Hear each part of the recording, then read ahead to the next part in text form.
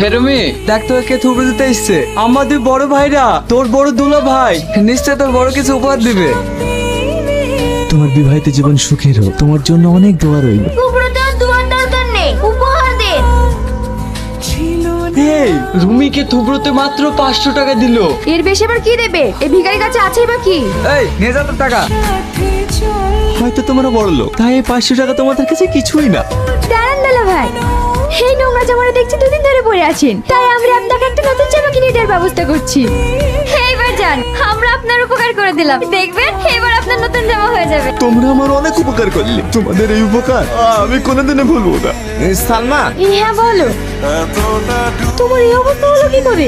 আর বলো না, জামাটা গিরে বেঁধে ছিঁড়ে গেল। সত্যি তুমিও না দেখেও চলতে পারো না, এখন কি পরবা? ও কোনো অসুবিধা নাই, আমি বাড়ি যাচ্ছি। বাড়ি যাচ্ছ মানে? এই হ্যাঁ, তুমি থাকো। যেতে হবে না, আরো দুদিন থাকো, তারপরে একসাথে যাবো।